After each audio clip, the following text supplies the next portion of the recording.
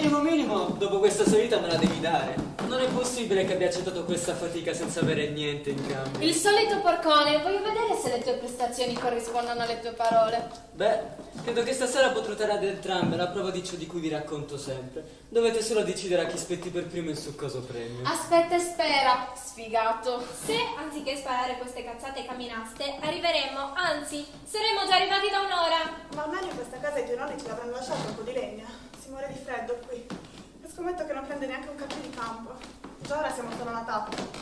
Siamo in Barbagia, te l'avevo detto di coprirti. E mollalo ogni tanto quel coso. Già, secondo me sta sempre a toccare il maxi cellulare perché le piacciono le maxi misure. Ah beh, allora sono al posto giusto e al momento giusto. Tanto non te la dà, se la sto conservando per Sergio. Sì, ma sul serio qui si ghiaccia. Vale, non ti preoccupare. Ti ho detto prima della partenza che qui c'è tutto il necessario. E poi la legna non l'hanno portata i miei nonni. Ormai questa casa è di mia proprietà e faccio io quando vengo. Solitamente con gente un po' meno pigra di voi. Esclusa te, Jess, ovviamente. Lo sai che ti adoro. Ti adoro anch'io, tesoro. Mi sto sentendo... Oh, mi sto sentendo... Avanti, pigrone. Se vuoi vedere le tue adorate stelle, bisogna arrivare sino in cima. Esatto, dai, su, facciamo una pausa così Sergio si riprende un attimo. Vedete quel pozzo laggiù? È della mia casupola. Dai, forza che ci siamo quasi. Che culo avere già una casa. Certo che però vale ragione. Qui prende pochissimo. Mi scarico subito le mappe astronomiche. Così stasera possiamo almeno guardare le stelle, se non ci funziona YouTube. YouPorn vorrei dire. Questi qui ci hanno invitato a non fare niente. Vedrei che andremo in bianco stanotte. Ci puoi contare, sfigato. Vedremo. Ecco, vedi? Almeno ci dà qualche speranza, Francesca. Anche se mi sa che fa solo la profumiera. Che fai? Credi di convincermi insultandomi? Allora ha ragione Jessie a dire che sei uno sfigato. Ragazzi, col GPS il mio telefono mi fa apparire le notizie della zona in cui siamo. Pare che soltanto 2 mesi fa i corpi di 4 persone siano stati trovati dilaniati attorno a queste campagne e che non siano ancora stati trovati i colpevoli, anche se sembra che sia opera di alcuni banditi in cerca di soldi. Beh, credo che stasera i banditi sarebbero piuttosto sfortunati, visto che voi siete dei ragazzini e io mi sono portato il tanto giusto per una partitina a poker. Ha parlato l'adulto. Ragazzi, dai, su. Vale, intanto prendi questo e rilassati. Siamo in un luogo meraviglioso, abitato sin dalla preistoria dei nostri progenitori. Le Ianas ci proteggeranno, vedrai. Se le Ianas, speriamo che non ci prendano le Kogas piuttosto. Le Kaginas? Quelle sì che ne dobbiamo evitare, che non ce la danno. Anziché avanzare inutili teorie con il tuo linguaggio sempre colmo di parolacce, fammi leggere ciò che dice qua. Le Kogas sono le mogli dei Kogus, gli stregoni. Si nutrono del sangue di neonati, specie non battezzati, che vanno a scorticare di notte mentre tutti dormono, perché sono allergiche alla luce del sole. Io sono battezzato. Ma che ne dite se anziché badare a queste cazzate riprendiamo il cammino, arriviamo a casa di Francesca e ci mettiamo a mangiare? Io ho letto l'oroscopo per ciascuno di noi e vi assicuro che è splendido per questi 3 giorni. Dunque smettiamola di badare a queste cazzate e andiamo a mangiare. Le Kogas, Kagas, come cacchio si chiamano, sono chiaramente le solite storielle cattoliche pro battesimo. Le notizie che hai trovato saranno le solite bufale fatte ad hoc per denigrare la Sardegna e le nostre tradizioni. Inoltre non esistono demoni. Disse colui che credeva agli oroscopi. Mi sa che Serginio ha paura. Serginio ha paura, Serginio ha paura. Ma che paura, ce l'ha solo con Valeria perché non gliela dà. Ma è possibile che tu debba sempre ridurre tutto all'era da o non l'era da o ai soldi? Ragazzi, dai, su, non scaldiamoci. Veramente io volevo proprio riscaldarmi. E allora su, dai, che siamo quasi arrivati. È da 3 ore che siamo quasi arrivati.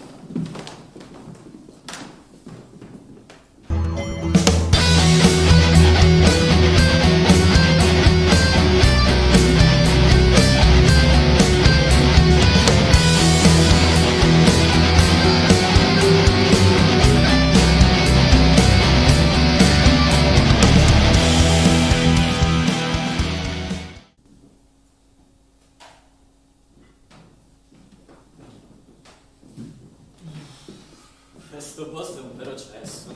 Eccolo là. Ma non te l'hanno detto già da prima che non te la danno se li insulti?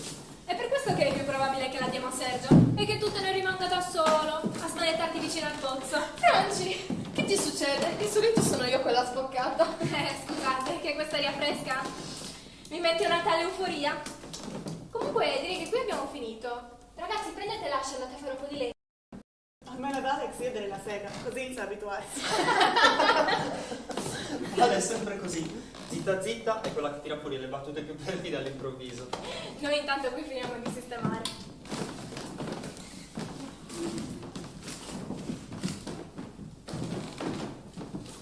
Ragazze, ci conosciamo solo da pochi mesi e già sento che vi voglio bene. Spero che questa gita ci aiuterà a conoscerci meglio. Già, è vero. Fino a qualche giorno fa non sapevo neanche che fosse originaria di questo paesino barbaricino. Incredibile che ci siamo conosciuti al bar dell'università solo 2 mesi fa e stiamo già facendo una gita insieme. Ma che dite? Ci sto con Alex oppure no?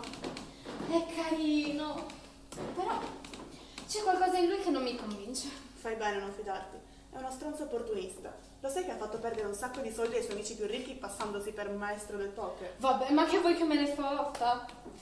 Sarebbe una cosa giusto così, per divertirmi. Al bar lavoro troppo per stare con tutti i clienti che vorrei farmi, mentre qui, con un po' di pace e tranquillità. Senti, vedi un po' tu. Sappi però che un'amica di una mia amica gli ha dato qualche piccolo segnale e lui è andato ben oltre la comprensione di quel piccolo segnale. È violento, se capisci cosa intendo. Alex violento. Non ci credo nemmeno se mi paghi. Jessichina, sei ancora giovinetta. Credimi, non tutti sono ciò che sembrano. Perché? Anche tu sai qualche storia su Alex? Io? Figurati, per me è un ragazzino. Sai perfettamente che mi sono iscritto un po' più tardi di voi all'università perché dovevo lavorare, quindi non so molto di lui, né molto più di voi in realtà. Mi piacete per ciò che siete, o che sento che siete nel profondo, e quindi vi ho invitato, tutto qui. E tu, Vale? Non volevi provarci con Sergio? Perché devi impedirmi di stare con Alex? Io con Sergio ci vorrei anche stare, ma non in questi giorni. Sono qui per stare con tutti voi. E poi non ti sto impedendo di stare con Alex, ti sto solo mettendo in guardia per le cose che mi hanno detto alcune persone e per le ricerche che ho fatto. Aspetta, guarda.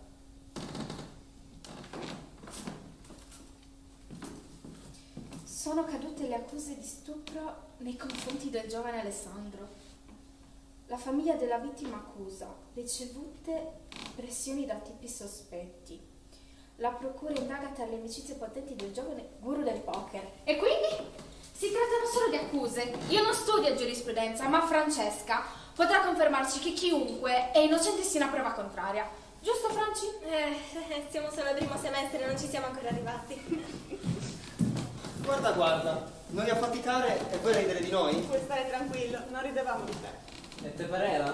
Scommetto che si parlava di me. Che curiosone! Si parlava di ragazzi, in generale. Perché voi di che cosa avete parlato? Ma soprattutto avete raccolto la legna? Sì, eccola. Ma quella ci basta per mezz'ora, se tutto va bene. Pigroni, dopo vado a vedere se ne abbiamo di scorta sul retro. Comunque direi che mangiamo dentro e poi ci stendiamo qui fuori di fronte al falò. Agli ordini, sua maestà.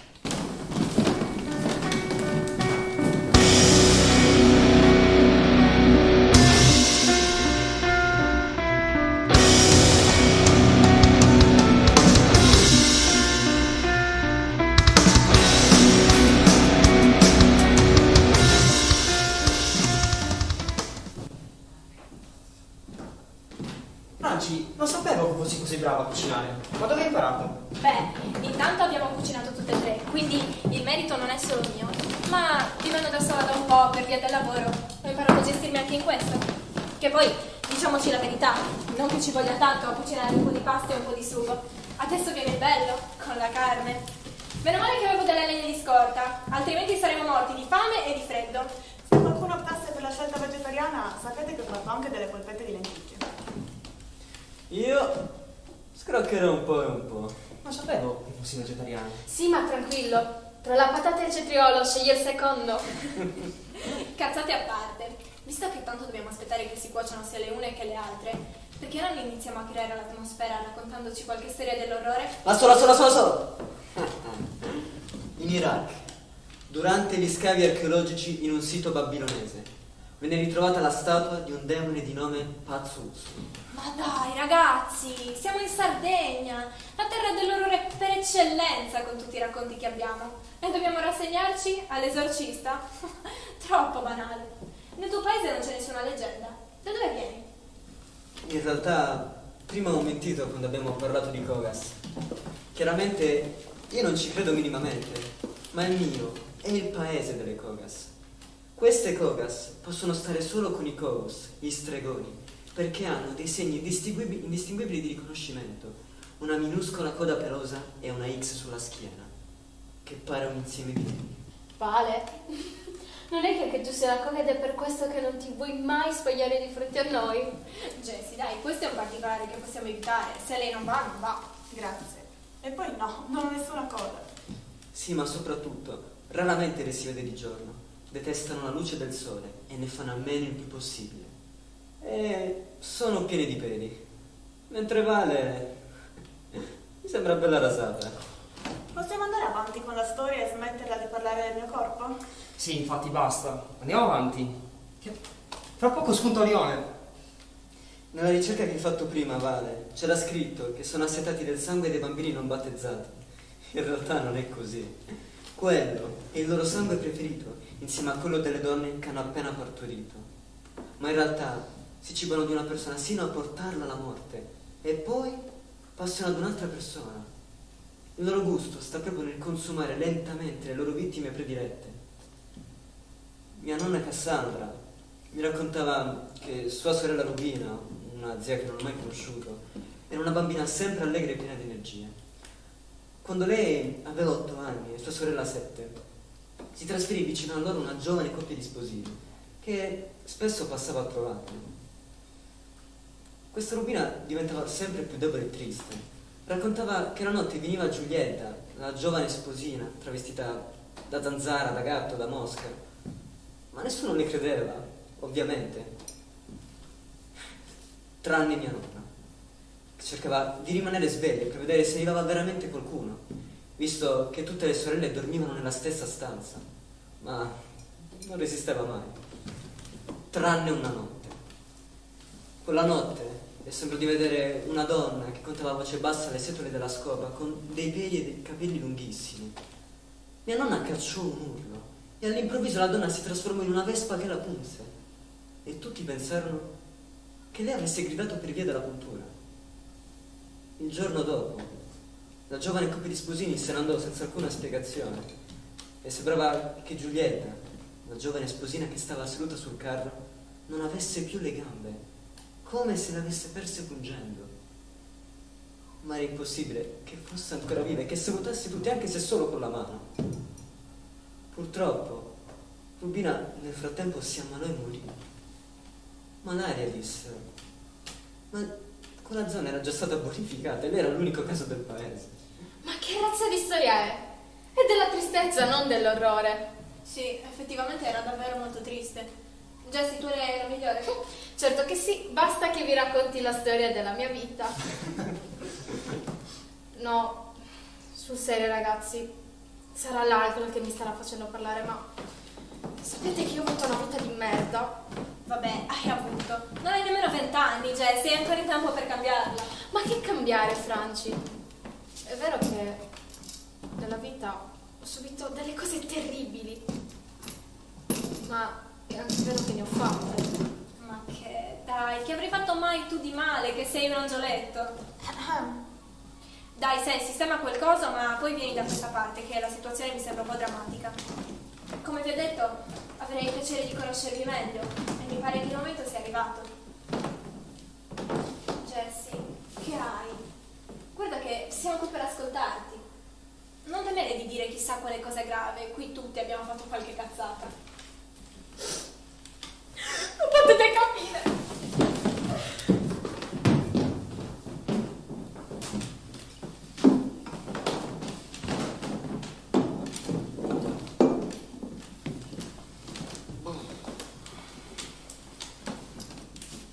Che fai, Alex? Ma ne approfitto per fare una partitina di poker. Che strano, a me non prende. A te, Sergio? Ah, no, io l'ho messo in silenzioso da prima. Mi sono visto le mappe mentre voi preparavate. Voglio vedermi la serata all'antica, come se fossi Galileo. Ah, ok. Mi sembra strano che ad Alex prenda e a me no. Dovrei avere il migliore operatore sul mercato. Ah, ecco, finalmente. Non è possibile. Come può essere messaggi ma non me li fa inviare. È assurdo. Sei sicura di averli attivati sia in up che in down? Sveglia, non ti ricordi che siamo colleghi in informatica e la secchiona sono io? Boom! Si stabiliscono le gerarchie. Non sapevo che ti piacessero quelle aggressive, Sergio. Già, a te invece quelle aggressive tolgono il lavoro, vero? Cioè, che vorresti dire? Ma che ne dite se stiamo un po' in pace e approfittiamo di questa bella atmosfera? Veramente io ho ancora freddo. Oh, tieni, mettiti questo.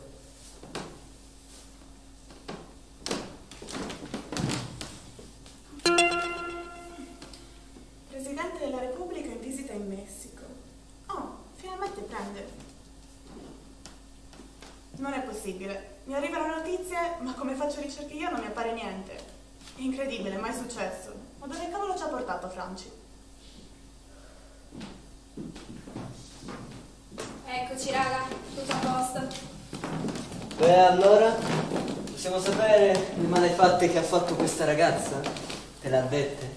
No, e poi deve essere lei a sentirselo eventualmente. Io sono del parere che confidarsi aiuti. Io un po' di acquavite, ma quella abbiamo già provveduto dentro con le riserve dei miei avi. Che poi, tanto qui ci siamo solo noi. E se è anche vero che abbiamo fatto delle cose terribili, nessuno andrà a raccontare quelle dell'altro. E poi siamo nel 2020, di che cosa ci dovremmo preoccupare ancora? Tu che ne pensi, mister filosofo? Ma io mi sono iscritto in filosofia solo perché era pieno di figa. Non ho mai ascoltato una lezione a fondo. Che palle! Mi sa che mi iscrivo in economia. Con tutti i soldi che sto facendo col poker dovrò pur capire come spenderli. Va bene ragazzi, io ve lo racconto. Però voi non fate gli stronzi, ok? Ho fatto una cosa terribile. E non lo deve sapere nessuno.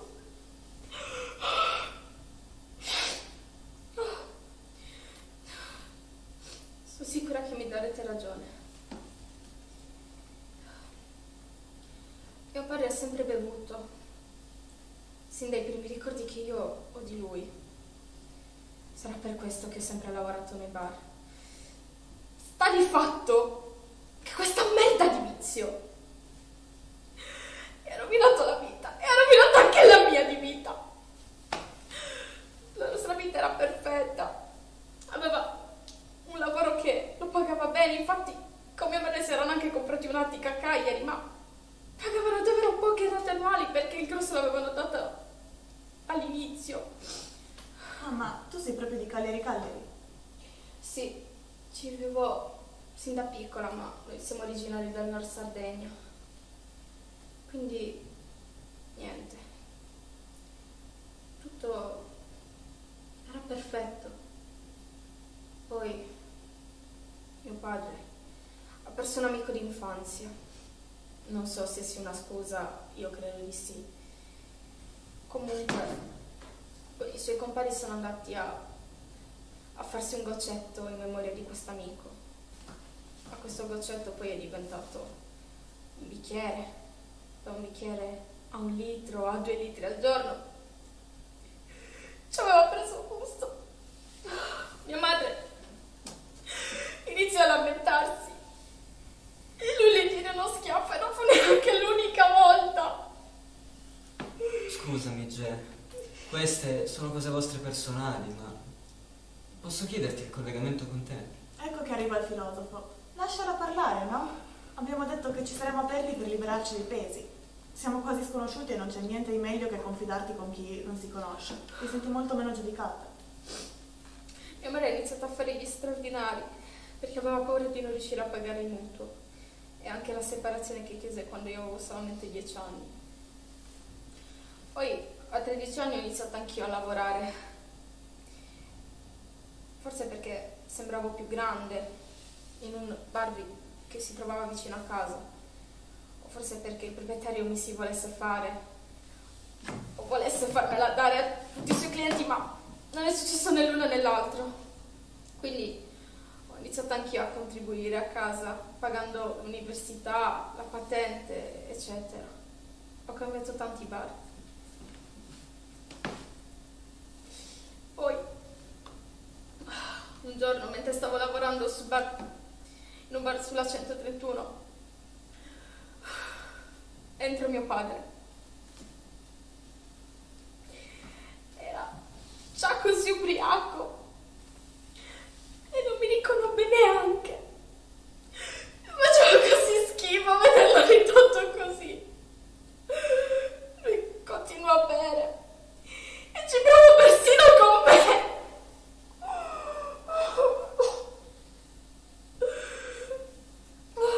Poi, quando era ancora brillo e ancora cotto, gli presi le chiavi dell'auto e lo accompagnai sin lì. E l'ho pure accesa. E io ho detto di andare sempre dritto. Poi sono ritornata dentro il bar passando dal retro, così nessuno mi ha visto. L'indomani, sui giornali, c'era scritto che era caduto in un burrone. Oh mio Dio, aspetta, sta dicendo che hai ucciso tuo padre? Tecnicamente non l'ha ucciso lei, si è ucciso da solo. Ma non è un reato. Sto studiando per fare l'avvocato, non la giustizialista, ma mi sembra di capire che il padre di Jessica fosse diventato un peso per la società e per la sua famiglia. Quella di Jessica è stata più che altro un'operazione di carità. Ha aiutato una persona a trovare la sua strada. Pardon, forse non era una metafora adatta. Comunque, non credo che ci sia effettivamente qualcosa di male. Se si fosse trattato di uno sconosciuto, allora sì, ci sarebbe stato qualcosa di malsano. Andiamo, ragazzi, il padre. Chi meglio di una figlia può conoscere il proprio padre? Un tempo i genitori avevano diritto di vita e di morte sui propri figli. Non sarebbe ora che noi, la nuova generazione, avessimo diritto di vita e di morte su chi ci dovrebbe preparare per un futuro radioso e invece ci rovina con degli esempi sbagliati, con dei falsi miti, delle false credenze? Il tuo ragionamento non fa una piega, ma spero che tu stia scherzando. Come puoi dire una cosa del genere su chi ti ha messo al mondo e si è preso cura di te fin da quando eri solo un'inutile cellula? Mi sto sentendo male. Lo so, sono una merda. Non avrebbe dovuto dirlo. Dai, non dire così. Hai agito solo per difenderti. In qualche modo lui ti ha messo in pericolo, sia come figlia che come donna. Ma gli estremi di me. Devi perdonarti per quanto hai fatto. Hai liberato te e tua madre da un peso inutile. Io sono molto peggio di te, Jessica, credimi. Cosa intendi, Sergio? A parte che io ribadisco che Jessica non ha davvero fatto nulla di male. Ma tu che hai fatto? Ti ho mentito. Ti ho mentito come uno stronzo. Non è affatto vero che questo è il mio primo anno di università. O meglio, è vero che sono al primo anno, ma è la seconda volta che lo inizio. L'anno scorso era a Pisa, ma non ci sono andato perché ero particolarmente bravo. Stavo fuggendo. Da chi? Non da chi, ma da cosa? Sono rimasto orfano di mio padre quando avevo 5 anni. Per fortuna era benestante e ha lasciato a me e mia madre qualcosa con cui sopravvivere. Io sono stato molto attaccato a mia madre, sai, fino alle superiori in cui si è creato un gruppo di amici con cui uscivo e stavo bene. Poi in quarta, la batosta. A mia madre è stato diagnosticato un cancro, tumore ai polmoni, mai fumato in vita sua. E così all'inizio sembrava qualcosa di risolvibilissimo. E quindi anziché operarla hanno optato direttamente per la chemio. Ma niente, questa roba continuava a crescere, mia madre stava sempre peggio. Così io sapevo che una volta diplomato lei sarebbe morta di lì a poco. Avrei potuto prendere un anno sabbatico, stare con lei, ma no. Sono partito per Pisa. Lei non ha detto una parola, se no che quella era la cosa giusta per il mio futuro. È arrivata a pesare 45 kg e io non la chiamavo nemmeno, tutto preso dalle feste universitarie. così è morta. E io non sono tornato nemmeno per il suo funerale con la finta scusa di un esame. Mi sembra ben diverso. Tu non hai fatto niente per peggiorare la sua situazione. Stai vivendo la tua vita da giovane, cosa più che lecita. Concordo, Sergio. Certo, sarebbe stato bello starle accanto, ma tu dovevi pensare a te e al tuo futuro. Ma adesso sono solo, non ho più nessuno, non me ne frega niente di studiare. Ehi, Bomber, stai tranquillo, dai. Non hai fatto veramente niente di male. Ma che ne dite? Ci mettiamo a mangiare questa carne che si sta per bruciare. Abbandoniamo un po' questa malinconia e ci rimettiamo a raccontarci quelle storie dell'orrore di cui stavamo parlando prima. Io la mia l'ho già raccontata, ora tocca a voi. Che c'è? Hai cura di confessare le tue colpe, evidentemente ben più gravi. Colpe? Io? Tutto è lecito in amore e in guerra. E semmai vi posso raccontare dei miei successi amorosi e battaglieri da poker. Ma soprattutto vorrei sapere se Francesca ci racconta qualcosa di suo. O vuole fare ancora tutta la Santa Regina? Credo che ti sorprenderesti, quindi è meglio di no.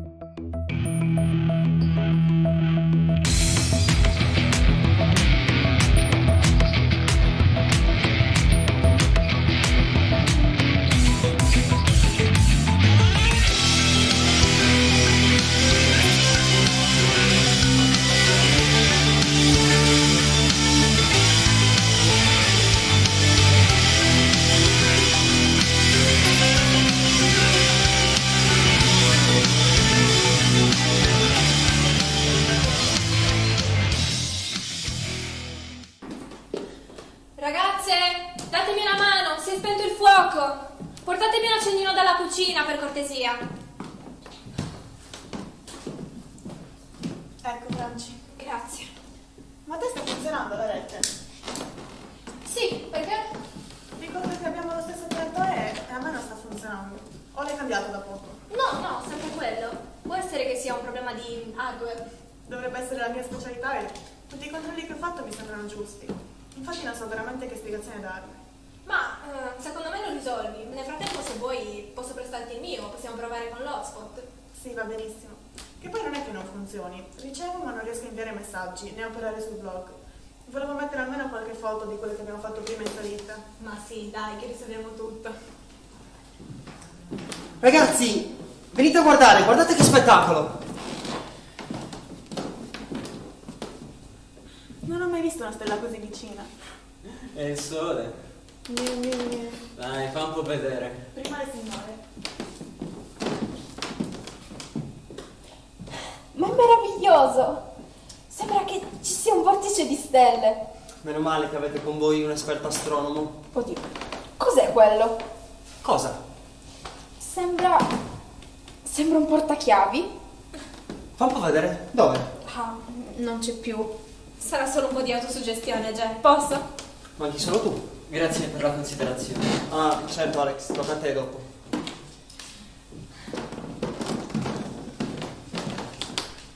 Ah, io vedo una mosca. Ah, le mosche dormono a quest'ora. No, intendo tra le costellazioni. Sembra che tutte quelle stelle messe insieme siano i 100 occhi di una mosca. Ma guarda che hanno solo 2 occhi. Ah. Avrò visto qualche documentario sbagliato allora. Sarà la coga che ti perseguita dal tuo paese.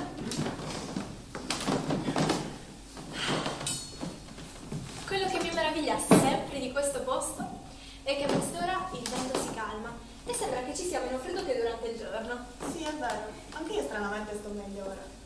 Allora, Franci, ci racconti le tue malefatte? Te l'ho già detto prima, sei ancora troppo piccolo, ti scandalizzeresti. Però se volete posso raccontarvi la classica storia di Maskinganna e poi magari quella di Eritu. Ma prima di quest'ultima voglio ascoltare quelle di chi non ne ha ancora raccontate, se ne conoscete delle altre. Maskinganna è, come dice il nome, il maestro dell'inganno. può assumere la forma di qualsiasi cosa voglia, che si tratti di una pianta, un oggetto o addirittura un'altra persona. La presenza di un berretto, senza che nessuno che lo indossi, è sintomo della presenza del demonio Maskingan. Una volta, un gruppo di bambini stava facendo una gita in un bosco e, passando per il letto di un fiume asciutto, particolarmente ricco di ciottoli, trovarono una pietra di un colore mai visto prima. Era di un viola scurissimo. Nelle mani del primo bambino che la prese, la pietra divenne bollente e si trasformò in gialla. Allora questi la lasciò cadere. Nelle mani del secondo bambino che la prese, la pietra parve trasformarsi in blu, ma accortosi che era divenuta gelida, il bambino la scagliò quanto più lontano possibile, dicendo agli altri che sicuramente si trattava di Maskingan, che stava giocando loro un brutto scherzo. Gli altri bambini risero a quell'affermazione, ma quando la pietra scagliata dal bimbo toccò terra si sentì un aia! E allora tutti scapparono via gridando Maskingan! Tutto qui, e dovrebbe farci paura. Mi sono interrotta perché mi sono ricordata che la seconda parte è un po' più cruenta. Ma che sarà mai? Sì, infatti, dalla prima parte sembra una banalissima storia. Va bene, ve la racconto velocemente. Il giorno dopo, un piccolo gruppo di quei bambini tornò in quel fiume. Erano 4, ma, dicono, per colpa di Maskingan, tornò a casa vivo solo uno. E non ci dici come è successo il pataccio? Magari non se la sente. Che ne dite se parliamo di altro adesso, come del fatto che non mi prenda la rete? Ma chi se ne frega della rete? Avanti, che cos'è successo? Giovanni, il bambino più grande, fu ritrovato con il collo spezzato. Matteo aveva la testa spaccata. Marco era spiaccicato nel fondo di un pozzo, dove fu trovato vivo e in stato confusionale l'unico superstite, Luca. Non articolò mai più una parola in senso compiuto. Gli altri bambini che avevano trovato la pietra camaleontica dissero agli adulti che si era trattato di Maskingan e che avevano ritrovato proprio nel punto in cui era stato trovato Giovanni, vicino al pozzo. Ma è terribile! E finisce così? Non c'è lieto fine come tutte le altre favole? No, o almeno così è come me l'hanno sempre raccontata. Dai, a me è chiaro che si tratta di una leggenda per non far avvicinare i bambini ai fiumi e ai boschi. È un po' come Mario Mangroffa. Chi è Mario Mangroffa? Ma una tizia. Alcuni dicono un ragno enorme, che se ti avvicini troppo a un pozzo con il suo uncino ti tira giù. La solita storia inventata per non far sporgere i bambini dai pozzi, dai. Ah, sì. A me invece raccontavano Zammamme Susole e Zammamme Suvrittu, per non farti uscire nelle ore troppo calde d'estate o d'inverno troppo fredde. Io invece conosco solo Samutadori, ma non ho idea di che paura dovesse instillare nei bambini. E che cosa faceva questa Mutadori? Samutadori è un demone che viaggia nei sogni delle persone di notte, un po' come Freddy Krueger, però più subito e sfuggente. Un giorno dei pastori si erano incontrati in un monte e hanno deciso di prendere insieme e fare anche una piccola gara di poesie. Poi il tempo passò e decisero di riposare nello stesso posto. Allora i 2 pastori più anziani dissero che avrebbero riposato lontano dagli alberi, altrimenti rischiavano che Samutadori li aggredisse. Invece il più giovane rise di fronte a queste premure e si mise a dormire sotto un'enorme quercia. Più tardi, poco prima dell'aurora, i 2 pastori anziani si svegliarono, sentendo il più giovane gridare «Basta, basta, basta!» e sembrò loro che stesse per soffocare. Quindi andarono a svegliarlo, a provare a farlo respirare, ma non ci fu niente da fare. Seguendo il ragionamento di prima, non riesco a capire cosa volesse impedire questa favola e a chi. Effettivamente hai ragione, anche se potrebbe essere per via dei fulmini che sono attirati dagli alberi. Anche se in tal caso non capisco il nesso con lo strangolamento. È carina, ma mi sembra un po' insensata. Sembra quasi che questi 2 abbiano inventato questa storiella per nascondere che in realtà erano loro gli assassini. Tu di nascondere le colpe te ne intendi, vero? Cioè, che vorresti dire? Ho detto tu di nascondere le colpe te ne intendi, vero? Ma di che parli? Parlo dello stupro di Matilde, porco bastardo, che non sei altro. Piano con le parole. E poi non ho stuprato proprio nessuno. Che colpa è se ne viene il mio letto e vuole farlo e poi va a dire a tutti che l'ho costretto. Ah, dunque lo ammetti? Vale, dai, mi sembra che la situazione stia un po' degenerando. L'articolo era intitolato chiaramente e diceva che era stato assolto. Articolo? Quale articolo? Già, quale articolo? Chi vi ha dato queste informazioni? Questo. Da un poco.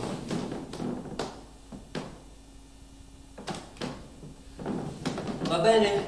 Sentite? Ok. Adesso vi racconto come sono andate le cose, ma vi assicuro che è stato tutto consensuale. Questa benedetta Matilde l'ho incontrata dopo una serata in discoteca. Aveva bevuto un po', ma niente di che, era solo brilla. E dico, ehi, che ne dici se completiamo la serata da me? Lei ci sta, o almeno mi segue sino alla macchina. Arriviamo a casa, va in bagno, ci vado io, torno dove lei si era appena preparata e niente, iniziamo a farla. Le tolgo il reggiseno e glielo avvolgo attorno alla bocca e lei gradisce. Lei era addormentata, Alex, cazzo, come fai a dire che ha gradito? Eri lì? Per caso? No, io sì. Insomma, la giro e inizio a darci dentro, ma poi inizia a piangere. Che ne so io? Magari aveva litigato con il ragazzo, o chissà che cosa aveva per la testa. Fatto sta che io mi sposto e lei scappa via, gridando allo suo. No, caro mio, lei stava dormendo e si è svegliata con te che mi viene il vomito solo a pensarci. Schifoso. Dai, Vale, guarda che è capitata anche a me di essere un po' brilla e di essermi accorta solamente dopo di quello che stava succedendo. Inoltre, so che molto spesso nel sonno parlo, quindi forse ero stata fraintesa. A me sembra soltanto una cazzata e tu da donna non dovresti giustificarlo. Ci vuole delicatezza, appunto. Io non posso sapere come siano andate veramente le cose, ma voglio pensare che la verità stia nel mezzo. Lei ci stava, ma era troppo stanca per rendersi conto del chi e del come, e tu hai forzato Alex, di la verità. Hai ignorato i chiari segnali del suo sonno e hai dato per buono solo il suo primo sì. Da donna non riesco a giustificarti né a perdonarti per ciò che hai fatto, ma da aspirante avvocato valuto anche una versione alternativa dei fatti. Quindi ti voglio credere, per buona pace di questo gruppo e di questa città, che dobbiamo far andare bene. Vale, è stato assolto, dunque è innocente. Chiaramente i genitori adducono la storia delle minacce per dare ragione alla figlia, ma non credo che un giudice le ignorerebbe se si trattasse di testimonianze veramente fondate. Quindi dai, riprendiamo a parlare di cose belle, o almeno raccontiamoci qualche altra storia dell'orrore. No, Franci, scusa, ma io ho ricevuto delle accuse infamanti e pretendo delle scuse. Dai, non pensiamoci più. Ignoriamo quel che è stato passato. Va bene. Non vi nego che speravo di capire qualche informazione in più da lui per il blog. Ma non importa, fa niente. Farò finta di niente per questi giorni. Ma sappi che io ti osservo e non tollererò il minimo cenno di sessismo da parte tua. Ok. Su, via questo broncio, siamo qui per divertirci. Sì, dai, non pensiamoci più. Da qui C'è una vista meravigliosa. Pensateci un attimo. Noi siamo nulla a confronto con l'universo. L'universo se ne frega dello stimali, del nostro benessere, della nostra salute, delle nostre colpe. Vorrei avere una mente così grande per dimenticarmi di tutto e disperdermi in questa infinità. Attenzione, largo al romanticismo. Francia aveva ragione, liberarsi dei propri segreti aiuta. Nonostante tutto mi sento molto più leggera. io invece ho bisogno di alleggerirmi. Dov'è il bagno? Là in fondo, Alex, dietro al pozzo. Ma stai attento, che potresti incontrare Serchitu. Chi? Erchitu! Non ti ricordi che per non sorvolare sui miei peccatucci di lussuria ho detto che avrei raccontato 2 storie dell'orrore? Ah, giusto. Ma mi sa che neanche Valeria sia senza colpa e senza macchia. Tant'è che non ha parlato di sé nemmeno un po'. E che volete che vi dica? Io, fin da quando sono piccola, avevo tutto abbastanza bene. Anche se sono timida, ho tanti amici e mi piace conoscere di nuovi. È un blog tutto al femminile in cui parlo di esempi virtuosi o meno di donne, come forse già sapete. Ma per dirla tutta sputtani maschi e femmine senza remore. Io sono un'informatica, voglio fare l'informatica, ma oltre all'altro la mia grande passione sono le informazioni. E quindi se ne ricevo le pubblico se le ritengo degne di nota, tutto qua. Oh, ma non è che abbiamo messo un po' troppo peperoncino e pepe nella pasta? Calma ragazzi, altrimenti viene Serchitu. Beh, ce la vuoi raccontare per forza. Suboi Erchitu è un uomo che ha commesso una grave colpa che deve spiare trasformandosi ogni notte in 2. Nel senso che deve essere cornuto. Ti piacerebbe? È un bue che annuncia chi deve morire mettendosi di fronte alla porta di casa sua. E se si mette di fronte a un condominio? Non ci avevo pensato. I miei nonni raccontavano sempre che durante la guerra la nostra zona era ben protetta dagli attacchi alleati e tedeschi. Tuttavia, una sola casa fu distrutta da una bomba forse caduta per caso. La sera prima, su Boi Ekitu aveva annunciato la temibile sentenza. Non capisco che ci trovi di pauroso in questa storia. Ma infatti era per ridere. Ah, ecco. Ok, cos'è uno scherzo? Ok, dai, è pieno di fattorie qui intorno. Non ci credo, in coincidenza. Signori, io vado a terminare ciò che non ho nemmeno cominciato, dato che mi avete trattenuto perché non potete fare a meno di me. Te la stai facendo sotto per sé, ti di la verità. In questo momento potrei arrivare ad ammettere qualunque cosa, non riesco più a tenere. Vai! Vado! Io ora capo da prendere un altro po' di legna. E il marshmallow? Non possiamo stare senza marshmallow. Da te mi sei aspettato più una serata. Sì, ma la conosci quella canzone che fa non tengo dinero, wow. Ma dove cazzo è sto cesso? 2 chilometri per pisciare. Mamma mia! Sai che c'è? Io mi metto qui. Tanto, onestamente, chi cazzo se ne frega? Stupratore, nie. La sfondere io, quella troia di Valeria. Altro che! Ma come cazzo si permette? Ah!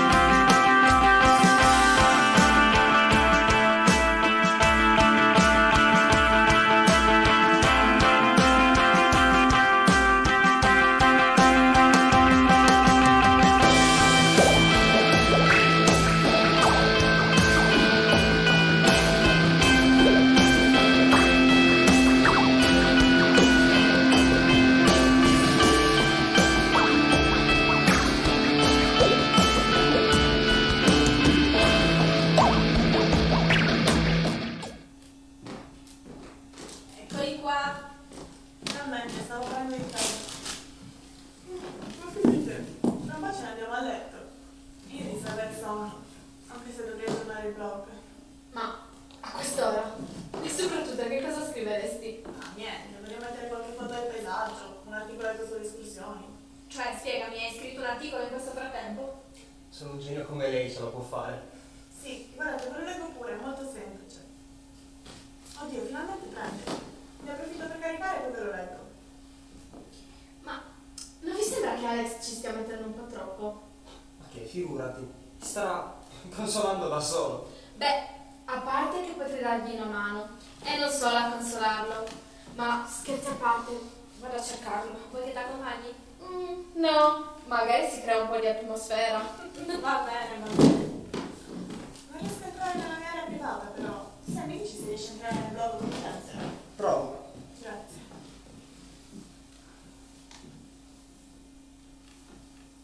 Porco cane, Che c'è? pare che qualcuno vi abbia oscurato il sito. Da un'immagine direi degli hacker. Oddio, ma stai scherzando, spero, fa vedere. Ma proprio oggi doveva capitare. E l'altro anno è in vacanza con il ragazzo. Alex! Alex! Dove sei? Non fare il cretino, tanto io non ho paura! Jessica! Non fare il cretino, Ale! Dove sei? Jessica! Oddio, sto impazzendo.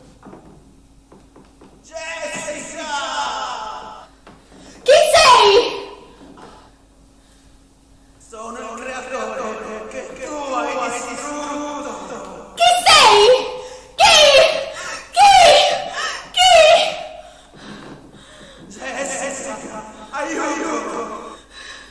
Aiuto! Chi sei? Sto cadendo! Vieni a salvarmi! Aiuto! Aiuto! Papà! Sto cadendo in testa! Aiuto! Aiuto! Sto cadendo!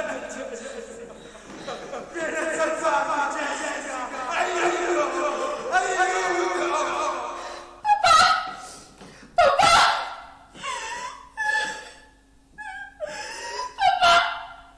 Perdonami! Non avrei dovuto farti cadere in quel burrone! No! Papà! Fermo! Non salire su quella macchina! Fermo! Aspetta! No! Aspetta! Dai, vedrai che si risolve tutto. Sarà solo lo scherzo di qualche ragazzino. Ma quale ragazzino? La nostra crittografia è praticamente a prova di CIA. Deve essere qualcuno di esperto. Vabbè, dai, ma che problema c'è? Avete le copie di backup, no? Risolverete tutto. O pensi che possano trovare qualcosa che non vuoi? No, mi preoccupo solo della figuraccia.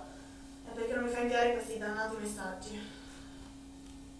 Chi è che ti scrive a quest'ora? Sono solo qualche notifica arrivata in ritardo.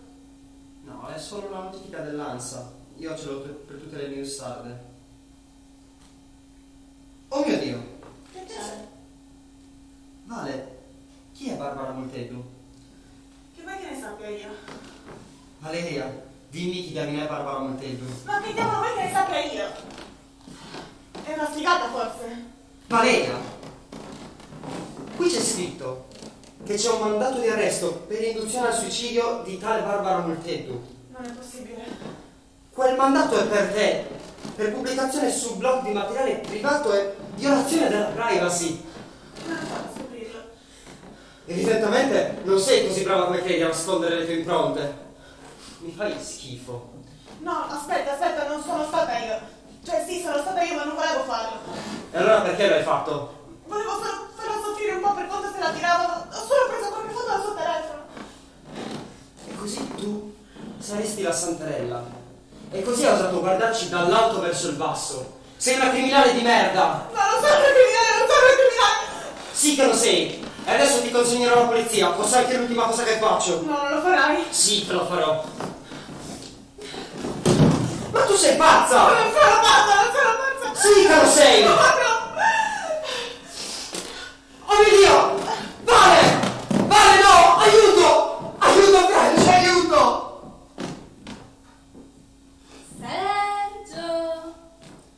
Sergio, non piangere, c'è qui la tua mamma. Mamma? Mamma? Dimmi che è solo un brutto sogno, mamma! È solo un brutto sogno, caro mio. Mamma! Mamma! Perdonami! Non avrei mai dovuto abbandonarti da sola! Mamma! Mamma! Lo so, è tutto a posto ora. Vieni qui, tra le mie braccia.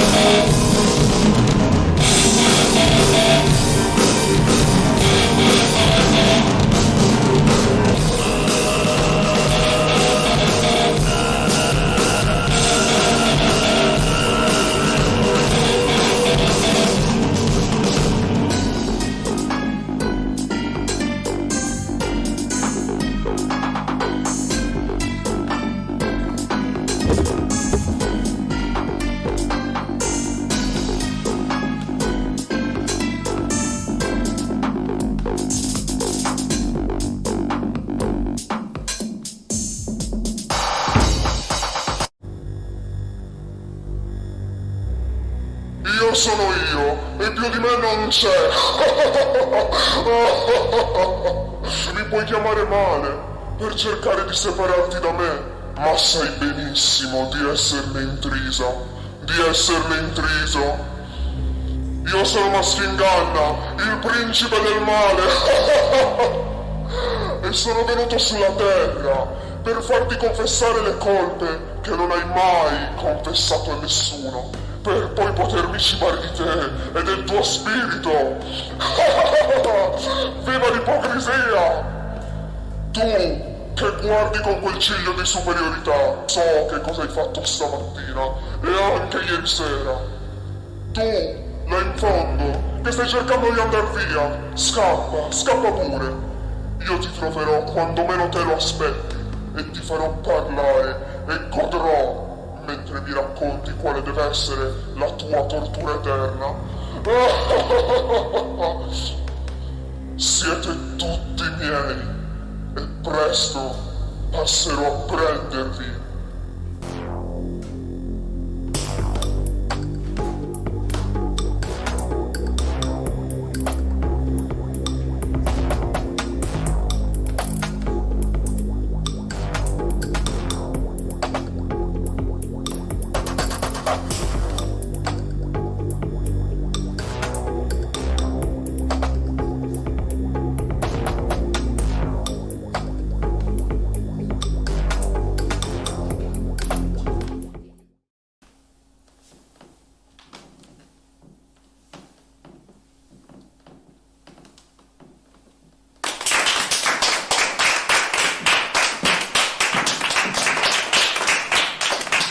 Federica Musca,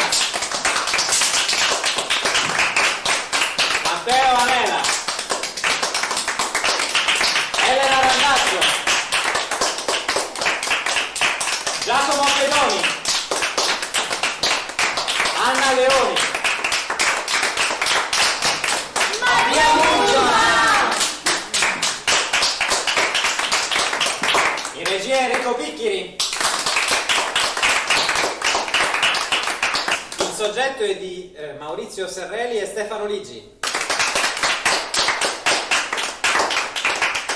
Le musiche sono dei Monst, costituiti da Maurizio Serrelli, Alessio Cartasalis, Alessandro Amirata Hammer e Stefano Ligi. Le scenografie sono state realizzate da Raffaello Ugo. Alcuni vestiti sono stati realizzati da Carmela Nuzzi.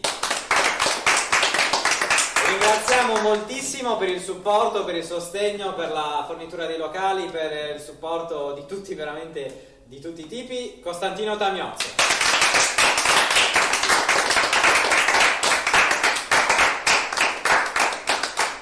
Per la locandina Roberto Randaccio.